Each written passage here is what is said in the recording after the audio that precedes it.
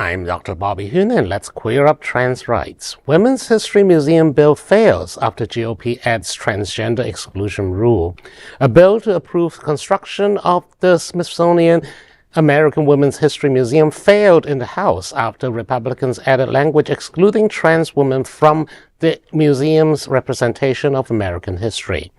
The measure failed Thursday after House Democrats withdrew support over the amendment. Democrats argued the new language politicized what had previously been a bipartisan effort and erased trans women from the nation's historical record. The amendment states the museum cannot, quote, depict any biological male as female, end quote. Democratic Representative Emily Randall of Washington criticized the change, saying, quote, Republicans insert culture war language limiting the museum to biological women. That language was not added to improve the museum. It was added to erase trans women from American history, end quote. Democrats said the amendment could exclude transgender women such as computer scientist Lynn Conway, former Health and Human Services official Rachel Levine, filmmakers Lilly and Lana Wachowski, and actor Laverne Cox. Leaders of the Democratic Women's Caucus opposed the provisions that could give Donald Trump and his allies unregulated power over the content and location of the museum. Well, that is the least surprising news story of the day. I mean, of course they're going to try to jam some kind of cultural narrative into here.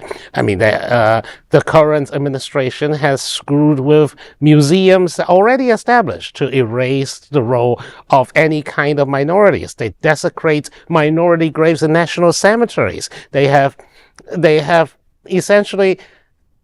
tried to ban the rainbow flag at the literal Stonewall National Monument, right outside the Stonewall Bar. Yes. I mean, we have to sue to put the damn flag back. I mean, is that any surprising? Kudos to the Democrats to vote it down. And also, what kind of law would give the president and his allies unregulated power over the content and location of the museum, given this administration's hatred for any woman who is not a compliant, evangelical trad wife? What are they going to do? Put in it? Well, it's normally not that controversial to let the administration figure out where to put a Smithsonian museum on the National Mall. Normally you can trust the government to do that, but I feel what you're saying. I also agree with you, Bobby. You've made an excellent case for designating the Republican Party a hate group against LGBTQ people, the way they've acted with everything. But I have to say, given the fact that cis hetero women have been so terrible as a group towards trans women, I'm okay with their museum getting delayed a little while until they get better with trans women. Trans women are women. Maybe if we treated trans women as women more, we'd have a museum for women by now. Yeah. Well, you look at all the contributions of all women, no matter where they are on the spectrum, for lack of a better term. And, what is it going to come down? That, we're going to have to do chromosomal testing on everyone to make the right happy. I mean, this is very, very sad state of affairs when you look at all the people, which is just a fraction of, the transgender population that has made wonderful contributions to the arts, science, and technology. I mean, the fact that people can transition as a medical procedure. Yes. Should be included as part of the exhibit of, what being a woman is like, just like if we have celebration for those people who can do that. But I want to pivot this conversation towards Robert, who literally runs a museum.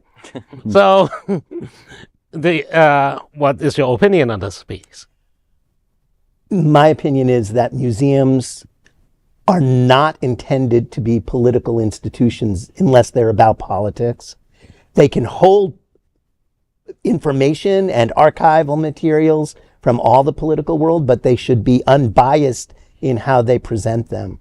And by discrediting an entire section of women from an institution that's supposed to represent nationally American women and say that one part of that community cannot be represented is changing the definition of what a museum should be, changing the idea of what education is, and absolutely getting rid of the ideas of human rights when looking at women, and women have been fighting for human rights since the beginning of time because they've always been subjected to men. And so it's terribly wrong, and it's unfortunate because the Women's Museum has been an effort of women and others for generations now to get on the mall. This is a long time coming, and it's a shame that it will be delayed that much longer because of prejudice and myopia. Well, very well put. There is no other queer nonprofit media platform like this in the entire world. Support our LGBTQ stories by sharing them and subscribing to Queer News Tonight.